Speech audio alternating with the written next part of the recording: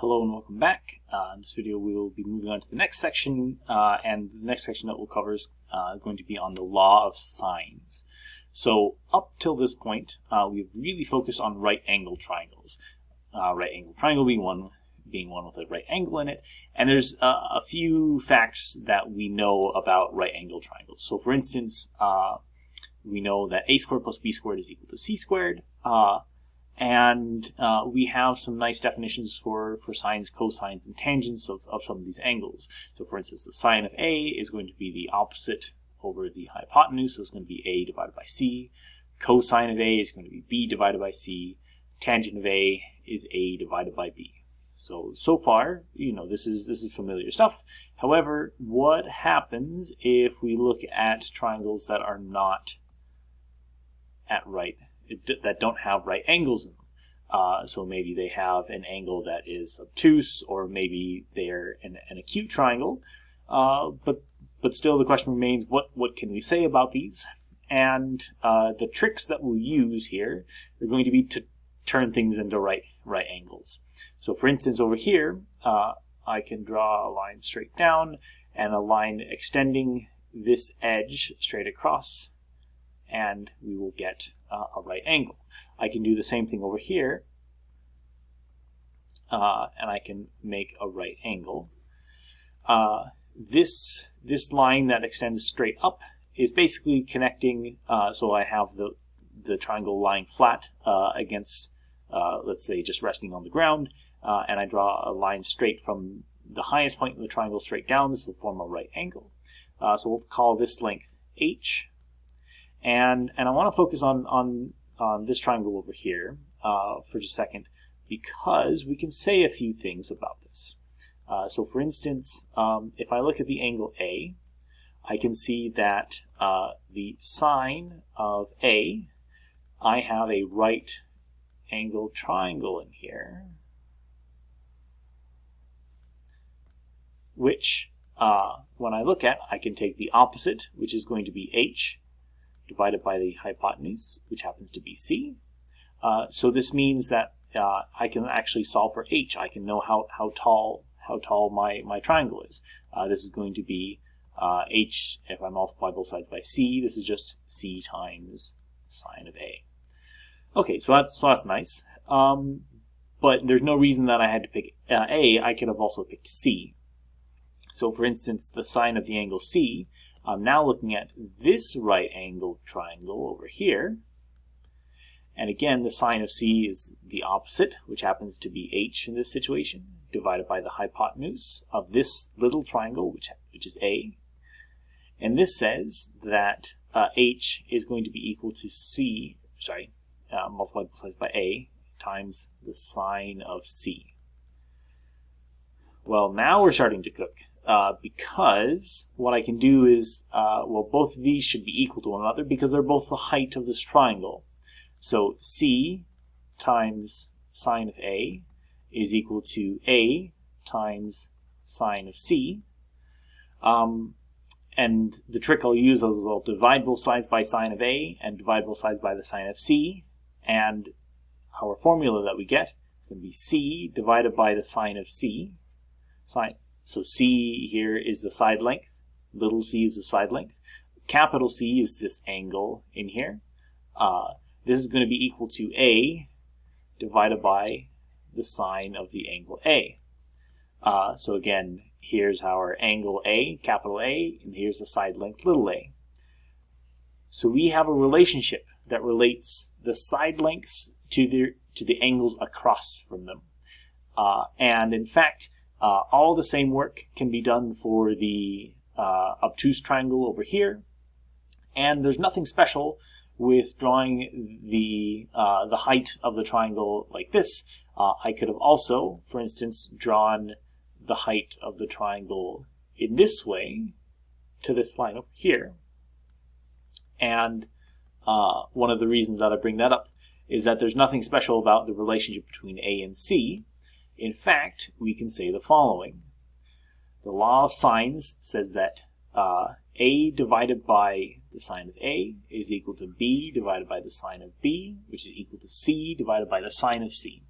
It doesn't matter what what edges and angles we're talking about, as long as we go across. So A is the side across from the angle A, B is the side across from the angle B, C is across from the angle C. As long as they're matched up, all of these ratios are exactly the same. So let's look at some examples on how we can use that to solve some triangles. So here we have a triangle. I've got 35 degrees over there, 75 degrees down there. We don't know the angle B, and that means that little b should be across from that. We have C, and we've got a side length that is 15. So the question is, can we find the angle B, can we find the side length little b, and can we find the side length little c? Well, the angle first is pretty easy. I know two angles in the triangle. I only need to find out the third, and I know that the sum of the angles in a triangle is 180. So 75 degrees plus 35 degrees plus B should be equal to 180. And then this just comes down to adding these guys together and subtracting. So 75 and 35 is 110. Subtract that from 180. B is 70. Okay, fairly straightforward. So I know that this is going to be 70 degrees in there. So now it just comes down to B and C.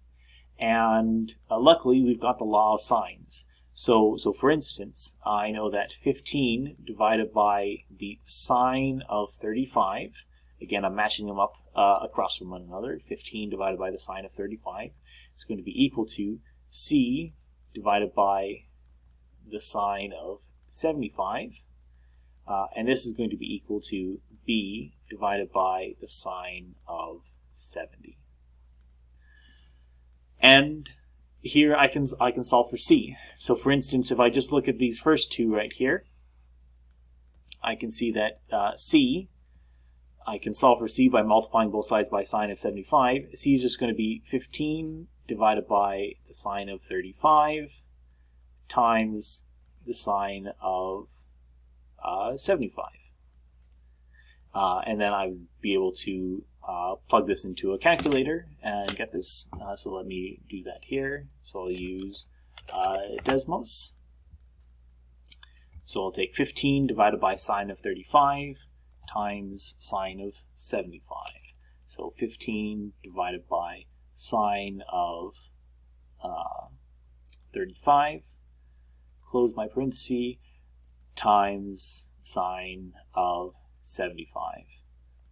And like we saw last time, there's a difference between, say, 75 degrees and 75 radians. So what you'll notice here is that this is going to be calculating in degrees. So this is exactly what I want. So here we've got a side length. If I round it to the nearest hundredth, it'll be 25.26. So C is going to be 25.26. Whereas B, on the other hand, I would have to use B divided by sine of 70 is going to be equal to this guy. So if I solve for B, B is going to be 15 over sine of 35 degrees times sine of 70. Sine of 70 and 75 should be pretty close, so these side lengths should be fairly similar to one another. So if I take 15 divided by sine of 35 times sine of 70, we get 24.57 if I round to the nearest hundredth. So 24.57. So we do get pretty close answers, and we can solve for the rest of the sides in this triangle. Let's do another one. So we've got two angles here, 30 and 105. I don't have the third angle, which I should be able to find, and then I've got B and C there. So let's find that last angle. So I know that the sum of my three angles in here should add up to 180. So if I add 105 and 30, I get 135. 180 minus 135, C is a 45-degree angle. So this is a nice angle. So 45-degree angle and 30-degree angle, these are very nice. These are special angles, so we should know what the sines of both of those are. And then like the last question, when I use my law of cosines, or sorry, my law of sines, I can relate angles and sides that are across from one another. So for instance, the square root of 2 is across from 30, so the square root of 2 sine over sine 30 is going to be equal to b over sine 105, for instance, which is going to be equal to c over sine 45. And what I'd like to do first is, if we look at the first one and the last one, I know what the sine of a 30-degree angle is. I know what the sine of a 75-degree angle is. These are special angles, so I should be able to solve this without even using a calculator. So let's solve for C. C is going to be the square root of 2 over sine 30, and we're going to multiply by the sine of a 45-degree angle. These are special angles. These should be ones that we have more or less memorized.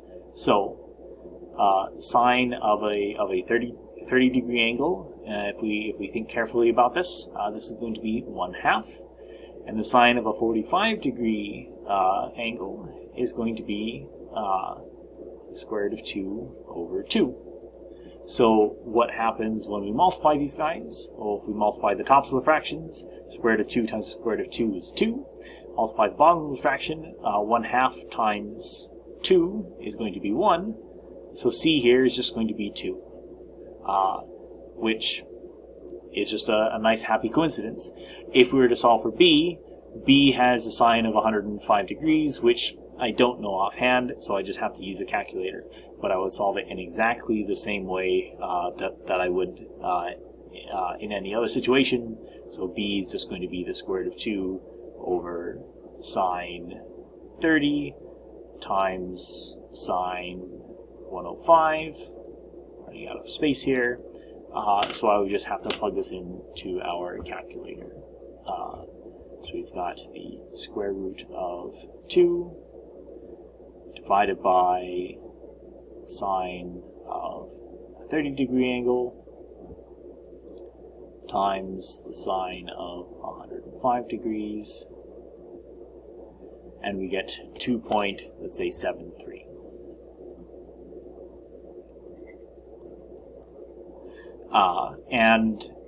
Lastly, if we wanted to, we could even check on our calculator to see if we've done this correct.